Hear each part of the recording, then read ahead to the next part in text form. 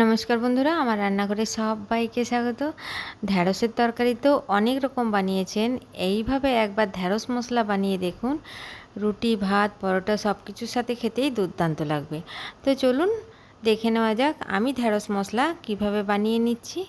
এখানে আমি একটা কড়াই চাপিয়ে দিয়েছি, কড়াইয়ের মধ্যে দিয়ে দিলাম সর্ষের তেল। আগে থেকে আমি 250 গ্রাম ঢ্যাঁড়স ভালো করে ধুয়ে আর কেটে রেখে দিয়েছি। সর্ষের তেল দেওয়ার পর তেলটা খুব ভালোভাবে গরম হয়ে যাবে, তারপর আমি এর মধ্যে কেটে রাখা ঢ্যাঁড়সগুলো দিয়ে দেব। আগে ঢ্যাঁড়সগুলো ধুয়ে নিতে হবে, তারপর কাটতে হবে। তেলের মধ্যে দিয়ে দিলাম অল্প একটু হলুদ গুঁড়ো, এরপর কেটে ধুয়ে রাখা ঢ্যাঁড়সগুলো এর মধ্যে দিয়ে দিলাম।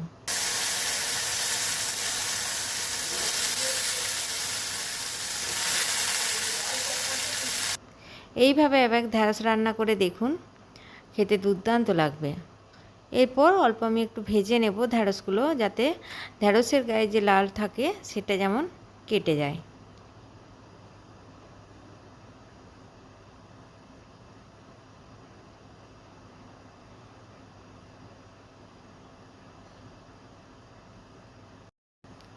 ঢ্যাঁড়সটা ভাজতে ভাজতে আমি একটা মশলার পেস্ট বানিয়ে নেব।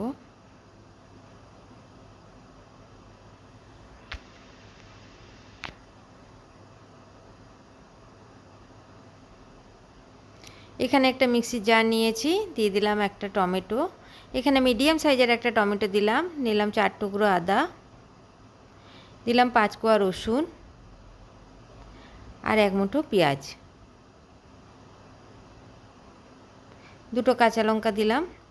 পেঁয়াজটা আমি মিডিয়াম সাইজের কেটে রেখেছি। এরপর একটা মিহি পেস্ট বানিয়ে নিলাম। ঢ্যাঁড়সটা ভাজা হয়ে গেছে, আমি দিয়ে কড়াই ধুয়ে চাপিয়ে দিয়ে দিলাম সর্ষের তেল।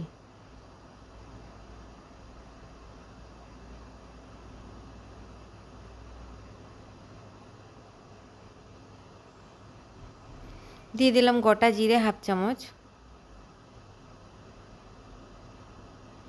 অল্প হলুদ দিয়ে এরপর মশলার পেস্টটা এর মধ্যে দিয়ে দেব।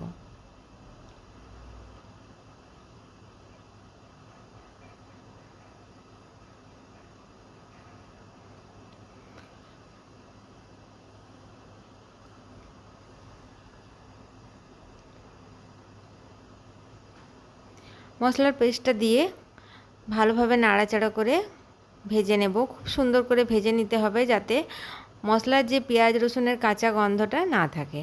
এর মধ্যে কিছু গুঁড়ো মশলা দিয়ে দেব ভাজতে ভাজতে।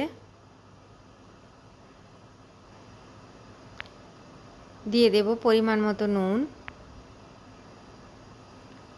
এখানে আমি একটু কম 1 চামচ নুন দিয়েছি। দিয়ে দেব পরিমাণ মতো হলুদ গুঁড়ো, 1 চামচ জিরে গুঁড়ো দিয়ে দিলাম, 1 চামচ ধনে গুঁড়ো দিয়ে দিলাম। আপনারা চাইলে 2টো কাঁচা লঙ্কার পরিবর্তে 3টে 4টেও ঝালটা আপনারা নিজেদের পরিমাণ মতো দিবেন। দিয়ে দিলাম অল্প একটু চিনি।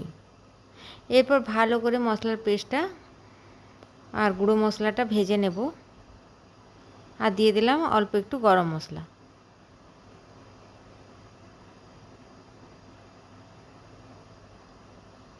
খুব ভালো করে ভেজে নেব।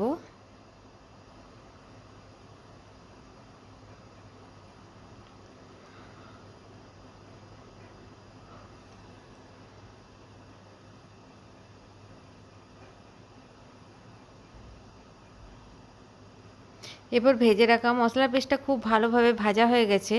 এরপর ভেজে রাখা ঢ্যাঁড়সগুলো এর মধ্যে দিয়ে দিলাম। ঢ্যাঁড়সগুলো দিয়ে মশলার সঙ্গে খুব ভালোভাবে নাড়াচাড়া করে বেশ কয়েক মিনিট ধরে ভেজে নেব।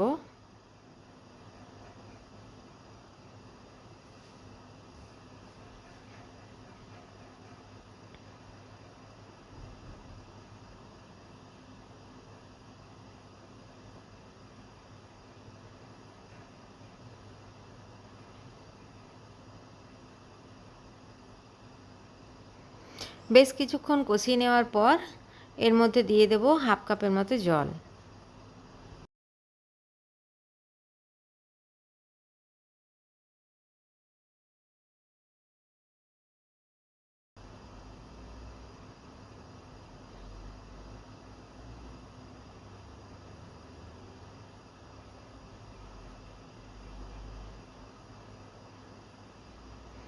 জল দিয়ে কম আঁচ করে ঢাকা দিয়ে রেখে দেব 2 থেকে 3 মিনিট।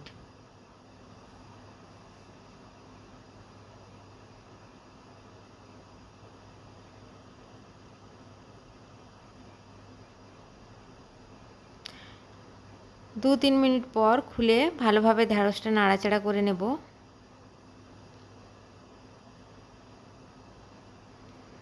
তারপর গ্যাসের আঁচটা বন্ধ করে দেব। তৈরি হয়ে গেল সুন্দর স্বাদের ঢ্যাঁড়স মশলা। আমার এই ঢ্যাঁড়স মশলার রেসিপি আপনাদের যদি ভালো লাগে তো আমার চ্যানেলটিকে সাবস্ক্রাইব করার জন্য অনুরোধ রইল, সঙ্গে একটি লাইক করে দেবেন। ভিডিওটি দেখার জন্য সবাইকে অসংখ্য ধন্যবাদ।